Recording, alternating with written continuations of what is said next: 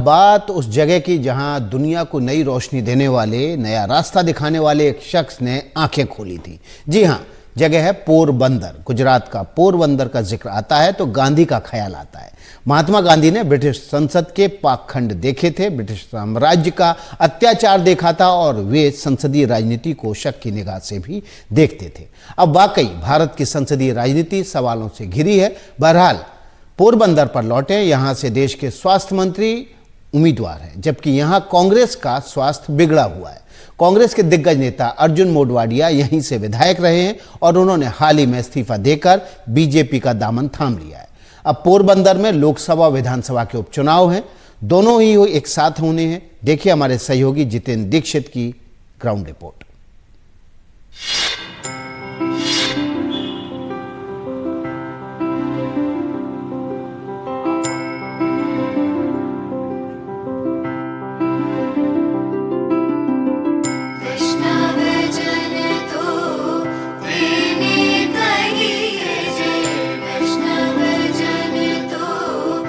पोरबंदर के इस घर में पैदा हुए थे महात्मा गांधी, वो शख्स जिसने सत्य और अहिंसा को औजार बनाया और सारी दुनिया को मानवता की एक नई राह दिखाई। आज अगर हम स्वतंत्र भारत में जी रहे हैं और चुनाव की शक्ल में लोकतंत्र का उत्सव मना रहे हैं, तो उसमें एक शख्स ने बड़ी भूमिका अदा की। मोहनदास करमचंद गांधी, वो नाम जिसने अपना जीवन भारतीय स्वतंत्रता आंदोलन के लिए समर्पित कर दिया और जो दुनिया भर में जहां जहां पर भी अत्याचारी शासन के खिलाफ लोगों ने आवाज उठाई, उनके लिए प्रेरणा स्थान बना। अपनी इस चुनावी यात्रा के दौरान हम पहुंचे हैं उन्हीं की जन्मस्थली पोरबंदर। अगर आप अपनी विरासत को लेकर संवेदनशील हैं तो इन गलियों से गुजरते हुए गांधी की स्मृति आपके पांव रोकेगी। आजाद भारत की धूल मिट्टी ने जैसे सबको बदला, पोरबंदर को भी बदला है। इन दिनों यहाँ भी चुनावी शोर शराबा खूब है।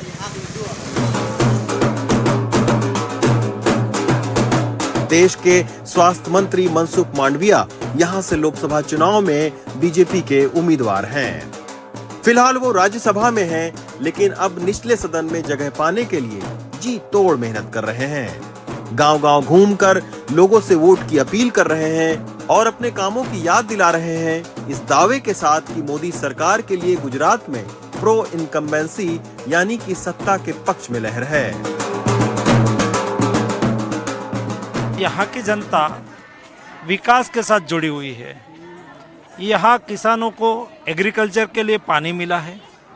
इस क्षेत्र में महिला और युवाओं को अपॉर्चुनिटी मिल रही है। जो हमारे गरीब लोग हैं उसको आवाज़ भी मिला है और मुफ्त अनाज भी मिला है।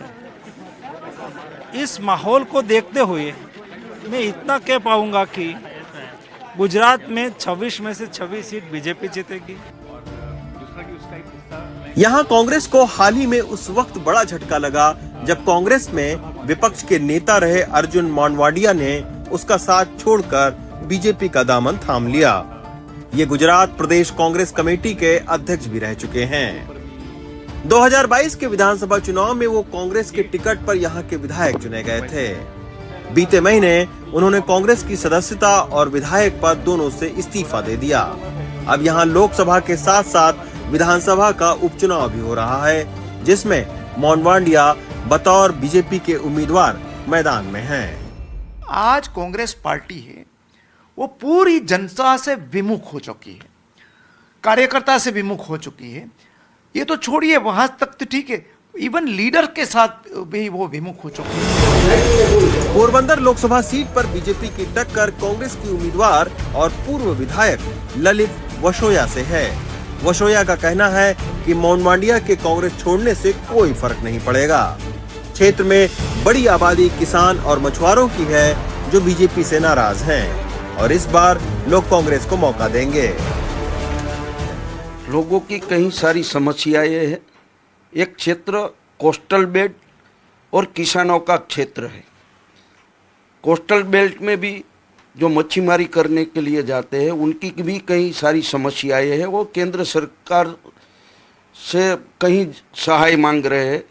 वो मच्छीमारी करने के लिए समुद्र में जब जाते हैं तो श्रीलंका और पाकिस्तान की नेवी उसको उठा के बोट के साथ उठा के ले जाती है। आप बताइए क्या चाहते हैं कि अगली सरकार आपके लिए क्या करे?